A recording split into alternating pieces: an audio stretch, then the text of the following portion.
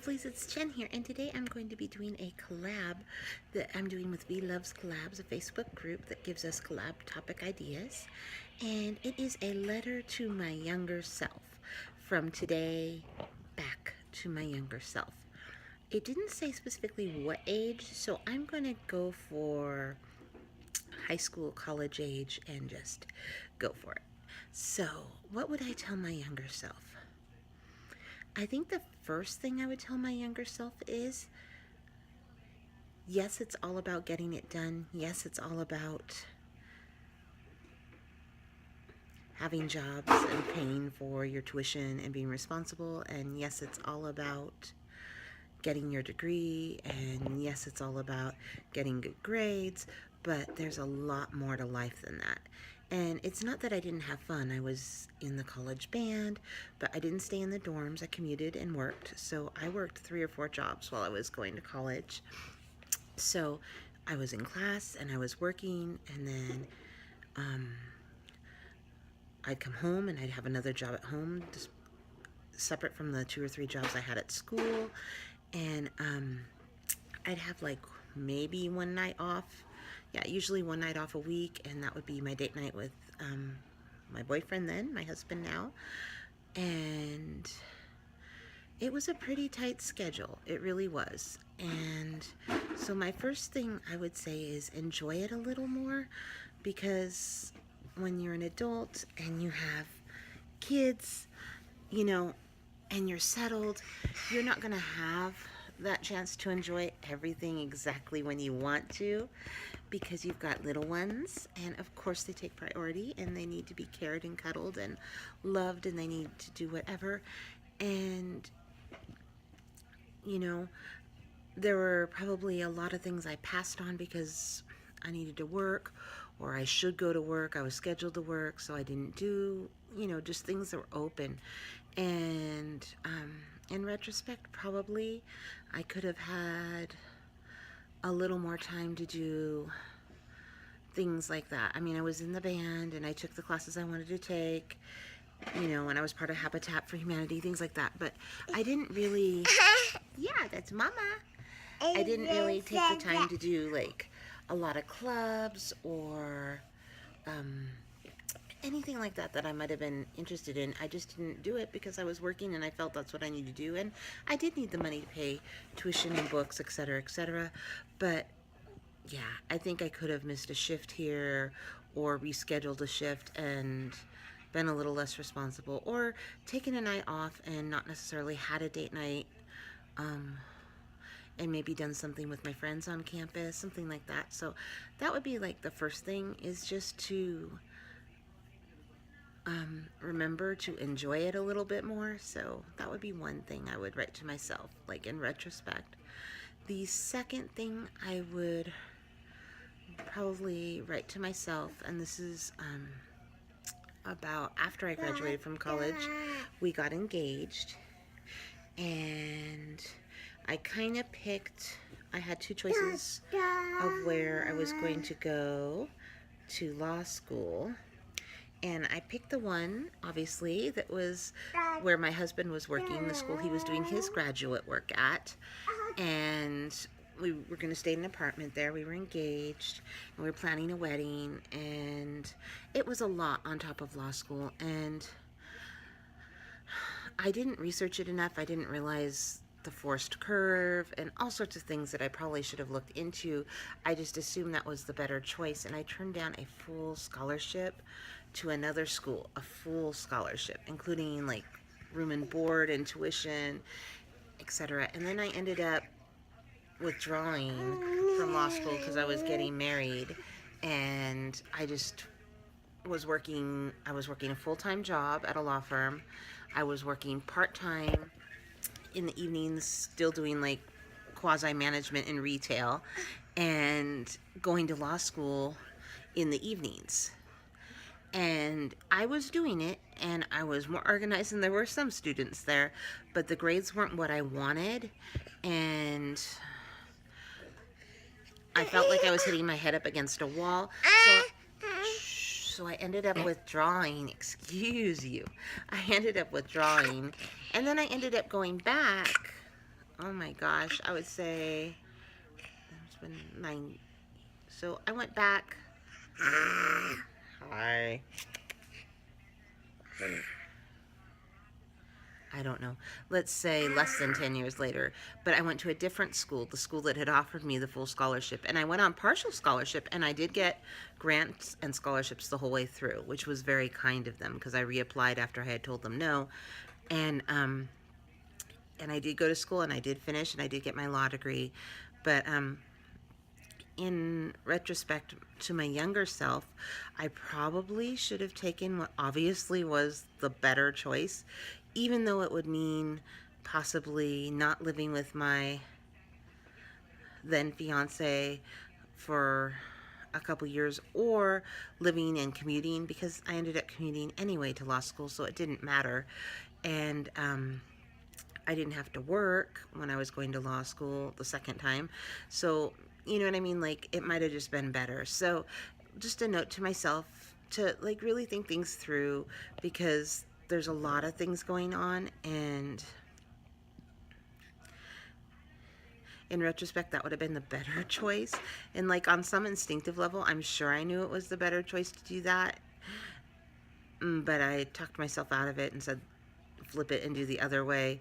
And, I mean, it did make sense, but I think it would have worked out anyway, and I could have commuted, and we could have got an apartment where he commuted a little and I commuted a little, and it would have been okay. So, second note on that, you know, live and learn, and it's okay to make mistakes. That's another note to my younger self. You know what? You can change your mind. You can restart over. It's okay. Everything doesn't have to be straight through in a linear line. So that's a really good note to myself. And I guess, is there anything else I'd want to tell myself? I guess 2 more things that I can think of. One is that I know what's right. I know what's wrong. I'm a hard worker, and I always have been.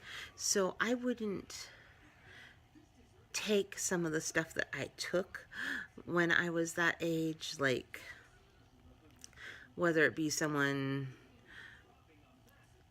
you know, in a work situation dropping more stuff or being rude, or, you know, I just wouldn't do that. So one point I can think of is I had a job.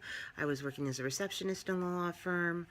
I ended up leaving that job and going to a temp agency because the law firm was getting angry that I wanted to take time off for finals, and they knew I was in law school, so this wasn't a shock, and they knew that I would need to take time off for finals. But apparently when it came for me to take the 2 weeks, which I was a full-time employee and I had the vacation time, I was getting like, do you really need that full-time off? So, and there was a myriad of other things, but yeah, so I was a receptionist. I was also the records clerk. I was also doing the backup tapes. I was also helping some of the patent lawyers and some other lawyers doing research, and, you know, sending them, you know, letters letting them know like what the research showed, etc. So I was wearing a lot of hats, and then I'd be like told, well, why aren't you doing this or why aren't you doing that? But I was doing things for like higher up people that had asked me to do them, which obviously you don't say no, and it just wasn't working. So I ended up leaving. I went to temporary agency, and they put me in the same law firm in a different office in a different city. So when I went there, they moved me into working kind of like a law clerk slash records clerk, you know, like a quasi, you're in law school, so it wasn't really a law clerk, but it was kind of like doing the same sort of work along with records. So that was perfect. And I was working there very happily for about a week.